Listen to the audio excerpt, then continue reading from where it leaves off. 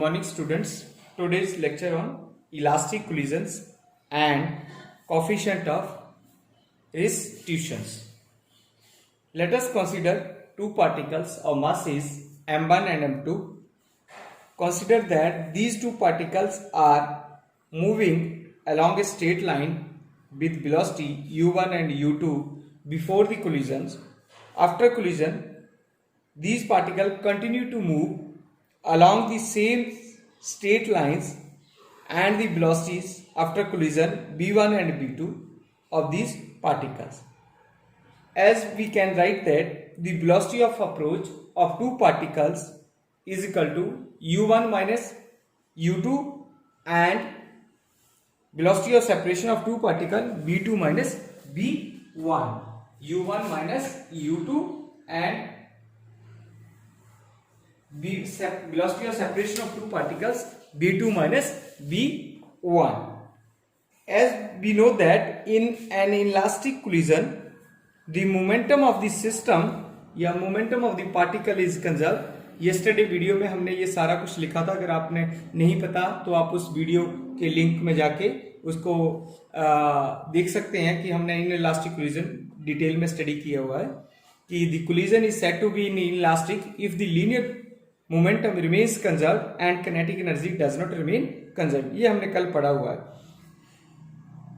So keeping in mind these facts, we can write the following equations. Or in an elastic collision, m1 u1 plus m2 u2 is equal to m1 v1 plus m2 v2. It is nothing but it is the law of conservation of linear momentum. Then we can rearrange the equations. m2 into v2 minus u2 is equal to m1 u1 minus v1. Let it be equation number 1. And kinetic energy is not conserved. वो भी relation पढ़ा था हमने. During the inelastic collision, the kinetic energy of the system decreases. हमने कल पढ़ा था. Half m1 u1 का square plus half m2 u2 का square greater than half m1 v1 का square plus half m2 v2 का squares. अब हमने फिर इसको रीअरेंज कर लिया इस इक्वेशंस को. m2 v2 का square minus u2 का square. Here is u2 का square greater than m1 u1 का स्क्वायर माइनस v1 का square. Let it be equation number 2. Simplify कर रहा हूं और कुछ नहीं कर रहा हूं. अब मैंने डिवाइड कर दिया इक्वेशन 1 को by equation 2. Then we can get the result v2 plus u2 less than u1 plus v1 and v2 minus v1 less than u1 minus u2. So we can say that in an inelastic collision, the velocity of separation is always less than the velocity of approach. ये question आता कि prove that in an elastic collision the velocity of separation is always less than the velocity of approach. ये question आता paper में. Okay, next है हमारे पास coefficient of restitutions. इसको हम E से डिनोट करते हैं. Basically is nothing but it is the ratio of the velocity of separation to the velocity of approach of the colliding particles or bodies. ये दोनों ratios होती है वेलोसिटी की, सेपरेशन की और अप्रोच की. E. Mathematical we can write it as E is equal to V2 minus V1 upon U1 minus U2. So it is very important here to note that why we are studying about the coefficient of restitutions, because it is used to distinguish between the different type of collisions. हमें nature बता देती है collision की कैसी रहेगी. For an inelastic collision, the value of coefficient of restitution is always equal to 1. पहला जो case है हमारे पास, जो केस 1 है, उसमें क्या है, उसमें E की जो वैल्यू है वो ऑलवेज 1 रहती है व्हेन इलास्टिक कोलिजन की मैं बात करता हूं. तो 1 इज इक्वल टू किसके बराबर होगा, v2 minus v1 upon u1 minus u2. या मैं हम ऐसे भी इसको लिख सकते हैं, इसको मैं ऐसे भी इसको लिख सकता हूं v2 minus v1 is equal to u1 minus u2. Cross multiplication कर लिया तो हमारे पास इस वे में भी ये इक्वेशंस बन के आ जाती है. ठीक है. तो in an elastic collision the velocity of separation is equal to the velocity of approach. ये बहुत इंपॉर्टेंट पॉइंट्स है. सॉरी, नेक्स्ट आता हमारे पास for an inelastic collision the value of coefficient of resistance lies between 0 and 1. 0 less than E less than 1. Then equation जो पहले थे हमारे पास हमने उसी में पुट किया 0 less then b2 minus b1 upon u1 minus u2 less than 1.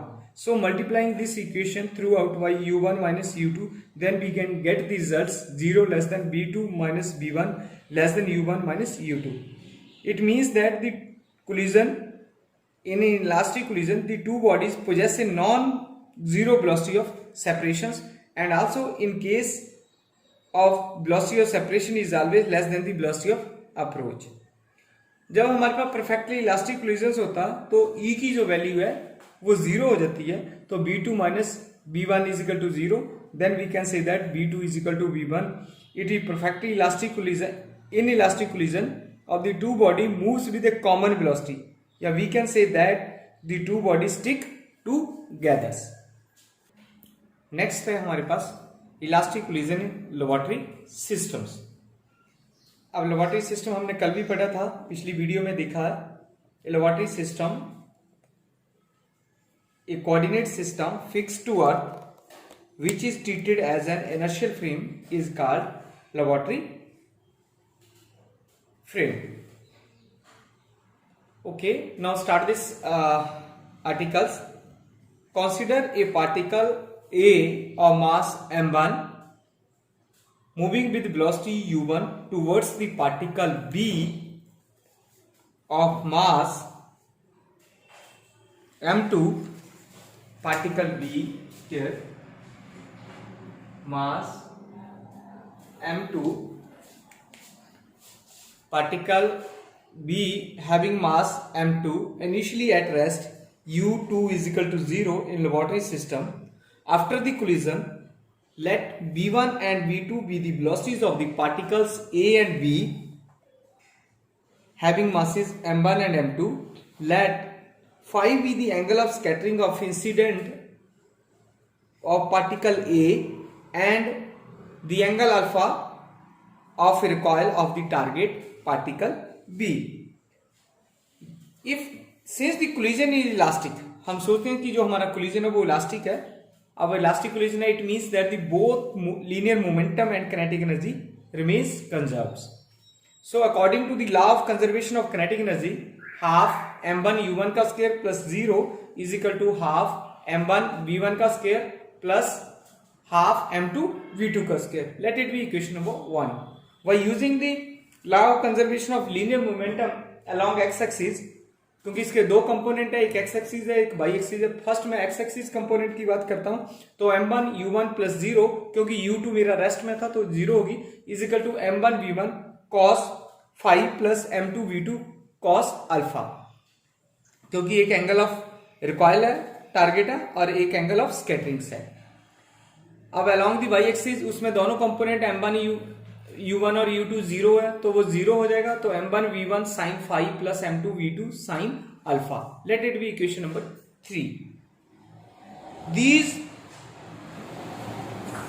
Known equations b1 b2 alpha and phi in equation these 1 and 2, so we cannot, unknown quantities जो है ये cannot be determined by these three equations.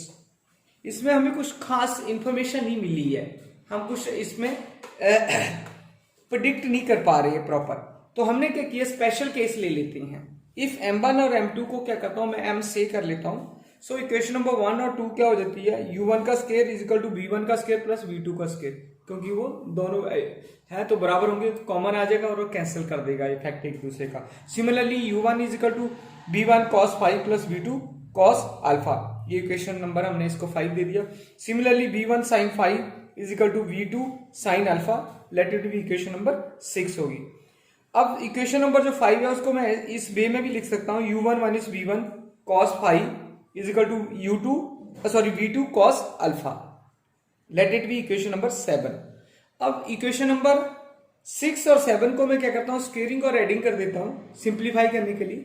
Then we can get the results, u1 का square plus b1 का square minus 2u1 b1 cos phi is equal to b2 square. ये सिर्फ simplify किया हमने, equation number 5 को कर दिया u1 का स्क्वायर b1 का square cos square phi plus b2 का square cos square alpha. Similarly जो इक्वेशन नंबर 7 है उसका भी हमने कर लिया, u1 minus v1 cos phi का whole square is equal to v2 का स्क्वायर cos स्क्वायर अल्फा हो गया। अब सिंप्लीफाई करेंगे तो साइन और कॉस में जो वैल्यू है वो ऐड हो जाएगी हमारे पास, तो और sine square plus cos square जो 1 होता है वो सिंप्लीफाई करने के लिए हमने इस वे में इसको लिखा है।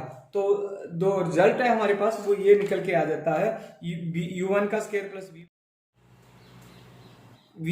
b1 का square minus 2 u1 b1 cos phi is equal to b2 का स्क्वायर। अब इसको इक्वेशन नंबर में 8 देखता हूं, let it be equation number 8। Okay, then putting the value of u1 square from equation number 4 in equation number 8,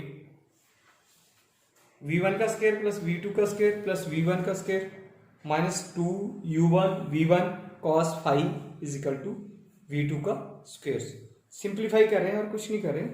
2 u1 का square minus v1 का square minus 2 u1 v1 cos phi is equal to 0।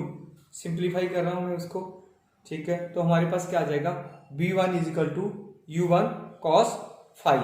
Simplify किया हमने और कुछ नहीं किया, इसको equation number 9 दे दिया। Putting the value of v1 from equation number 9 in equation number 4 में पुट कर रहे हैं। तो u1 का square is equal to u1 का square into cos square into cos square, it's not minus into है, ये डॉट है। u1 का square into cos square phi plus b2 का स्क्वायर, और उसको हमने फिर सिंप्लीफाई करने की कोशिश की है। सिंप्लीफाई करके हमारे पास जो रिजल्ट्स बन के आ जाता है b2 is equal to u1 sine phi के बराबर सा आ जाता है।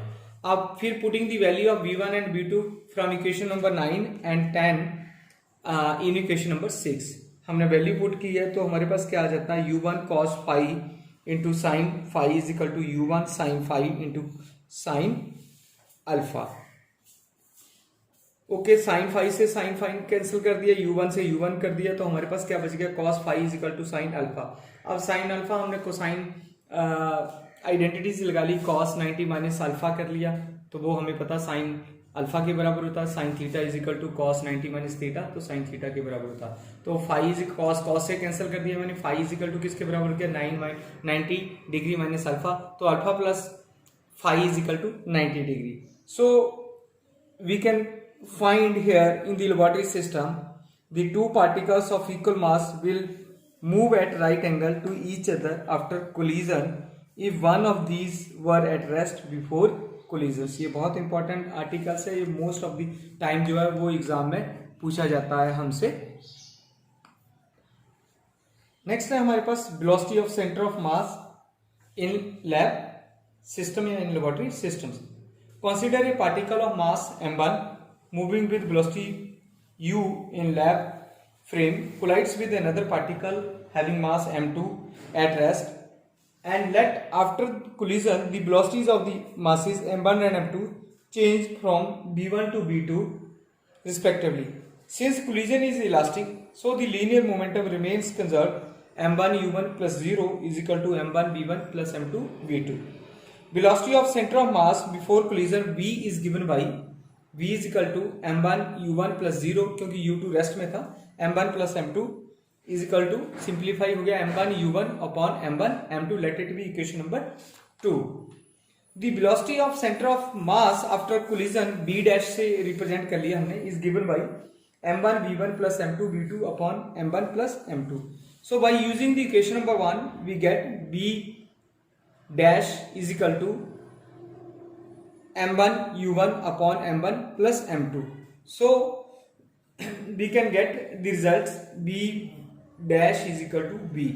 So we find that the velocity of center of mass in lab system before and after collision remains same. ये बहुत important points है। Hope you enjoy this lecture. Thank you very much.